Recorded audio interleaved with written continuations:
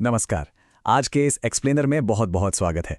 आज जानकारियों और खबरों का एक बहुत बड़ा ढेर सामने है, लेकिन घबराने की कोई बात नहीं। हम मिलकर इस पूरी जानकारी को बहुत ही आसान और दिलचस्प विजुअल जर्नी में बदलने वाले हैं। बिना किसी देरी के चलिए सीधे शुरुआत करते हैं। आज की चर्चा को हमने 5 अहम हिस्सों में बांटा है: national policies and governance, infrastructure and tech, economy and global relations, environment and science और आखिर में स्पोर्ट्स एंड ग्लोबल इवेंट्स। ये एजेंडा हमारे दिमाग में एक फाइलिंग कैबिनेट की तरह काम करेगा, जिससे आज की सारी जटिल खबरें आसानी से समझ आ जाएंगी। तो section 1, national policies and governance, high stakes government decisions and allocations. चलिए सीधे कुछ ऐसे बड़े फैसलों और वित्तीय आवंटनों पर नजर डालते हैं जो हमारी अर्थव्यवस्था की दिशा तय करने वाले हैं। जरा इस नंबर पे गौर करें, 37,500 करोड़ रुपए। ये कोई छोटी मोटी रकम नहीं है। ये एक भारी भरकम budget surface coal and lignite gasification योजना के लिए तय किया गया है। इसका सीधा सा मतलब क्या है? हम आयातित लिक्विफाइड नेचुरल गैस यानी एलएनजी और यूरिया पर अपनी निर्भरता कम करने जा रहे हैं। सच कहूं तो ये ऊर्जा सुरक्षा की दिशा में एक बहुत ही जबरदस्त और रणनीतिक कदम है। अब बात करते हैं लीड्स 2025 लॉजिस्टिक्स रिपोर्ट की, जिसने एक नया 4 ईयर सिस्टम पेश किया है। इस फ्रेमवर्क के तहत हर राज्य की प्रगति का सटीक आकलन किया गया है। अगर हम टॉप परफॉर्मर्स को देखें, जिन्हें एग्जाम्पलर्स कहा गया है, तो उनमें तमिलनाडु, उत्तर प्रदेश, मिजोरम और दिल्ली शामिल हैं। इसके अलावा हाई परफॉर्मर्स, एक्सेलरेटर्स और ग्रोथ सीकर्स की कैटेगरीज हैं। ये डेटा खुद बयां कर रहा है कि किन किन राज्यों में लॉजिस्टिक्स और सप्लाई चेन का इंफ्रास्ट्रक्चर कितनी तेजी से सुधर रहा है। राष्ट्रीय नीतियों की बात हो रही है तो कृषि क्षेत्र से जुड़ी ये अहम अपडेट भी जान लेते हैं। यहाँ 2026-27 के खरीफ सीजन के लिए न्यूनतम समर्थन मूल्य यानी एमएसपी में हुई सबसे बड़ी वृद्धियां बिल्कुल स्पष्ट हैं, जैसे कि सूरजमुखी के बीजों पर 622 रुपये और कपास पर 557 रुपये प्रति क्विंटल की शानदार बढ़ोतरी। इसके अलावा तिल पर 500 रुपये और सामान्य धान पर 72 रुपये से लेकर 2,441 रुपये प्रति क्विंटल तक का इजाफा हुआ है। ये साफ दर्शाता है कि अब हमारा फोकस नकदी और तिलहन फसलों की तरफ तेजी से शिफ्ट हो रहा है। अब इन सब नीतियों को देखकर मन में एक सवाल जरूर उठता है। इन सब कागजी फैसलों से हटकर हम असल में कल के लिए अपना फिजिकल और डिजिटल इंफ्रास्ट्रक्चर कैसे तैयार कर रहे हैं? इसी के साथ बढ़ते हैं सेक्शन 2 की तरफ, infrastructure and tech, rails, ships and artificial intelligence. आइए देखते हैं कि आज जमीनी स्तर पर कौन से बड़े प्रोजेक्ट्स और डिजिटल इकोसिस्टम आकार ले रहे हैं।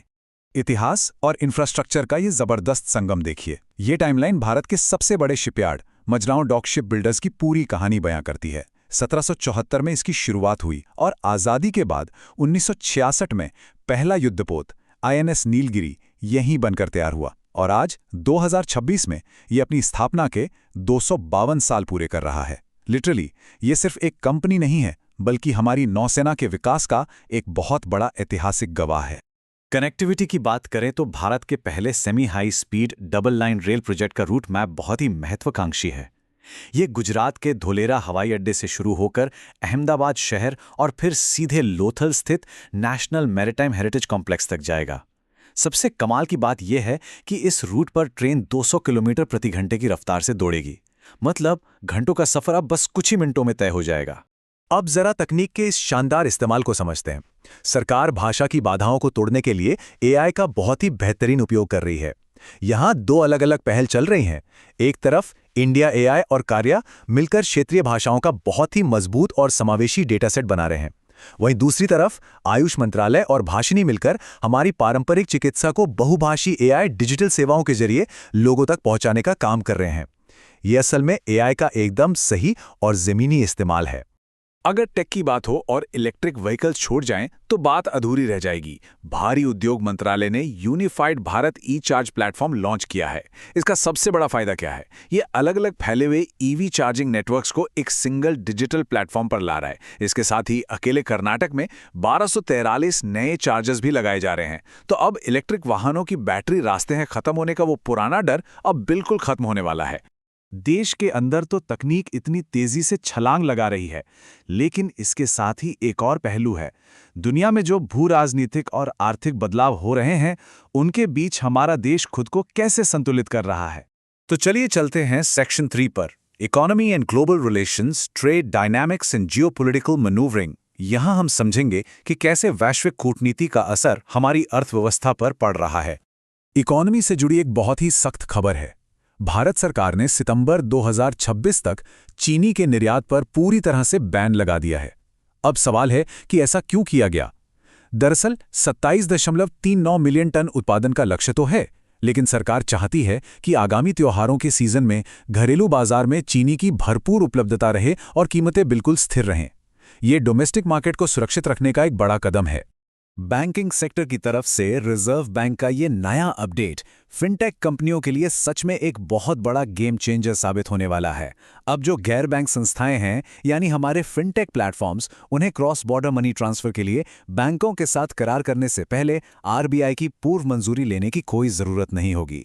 ये बहुत ही क्रूशल डीरेगुलेशन है, जिसका सीधा असर ये होगा कि अब अंतर्राष्ट्रीय लेन देन काफी तेज और बिना किसी रुकावट के हो सकेंगे। अब अंतर्राष्ट्रीय मंच पर चल रहे कुछ बेहद संवेदनशील मुद्दों को देखते हैं। दिल्ली में ब्रिक्स देशों के विदेश मंत्रियों की बैठक हुई, जिसकी थीम थी लचीलापन, नवाचार और सहयोग। लेकिन इसी ब्रिक्स डायलॉग के दौरान ईरान और यूएई के बीच कुछ कूटनीतिक तल्खियां भी खुलकर सामने आ गईं। उधर चीन ने ताइवान के मुद्दे पर अमेरिका को बहुत ही कड़ी चेतावनी दे दी है। और इन सब के बीच यमन में शांति की दिशा में एक उम्मीद दिखी है, जहां गुटों के बीच 1600 से ज्यादा बंदियों की अदला बदली पर सहमति बनी है। ये सारा घटनाक्रम साफ बताता है कि इस वक्त वैश्विक राजनीति कितनी उलझी हुई है। जब दुनिया के सारे देश अपनी सीमाओं, व्यापार और अर्थव्यवस्थाओं को लेकर इस कदर उलझे हुए हैं, तो एक बहुत ही बुनियादी सवाल उठता है, इन सब के बीच हमारे साझा ग्रह और हमारी प्राकृतिक विरासत का आखिर क्या हो रहा है? ये हमें लाता है हमारे सेक्शन 4 पर, environment and science, climate impact, biodiversity and forecasting. कूटनीति की गर्मागर्मी से थोड़ा ब्रेक लेते हैं और विज्ञान व पर्यावरण से जुड़े कुछ बेहद दिलचस्प फैक्ट्स पर बात करते हैं। इस नंबर को ध्यान से देखिए, 1.2 मिलियन यानी 12 लाख लोग। हाल ही में आई क्लाइमेट एनालिसिस रिपोर्ट के मुताबिक साल 2025 में हिमालयी क्षेत्रों में आई केवल 10 बड़ी आपदाओं ने 12 लाख लोगों के जीवन को सीधे तौर पर प्रभावित किया है। ये आंकड़ा सच में डराने वाला है और हमें ये सोचने पर मजबूर करता है कि क्लाइमेट चेंज कोई भविष्य की बात नहीं, बल्कि आज की एक बहुत ही भयानक सच्चाई है। लेकिन अच्छी बात यह है कि विज्ञान हमें लगातार नई उम्मीदें भी दे रहा है।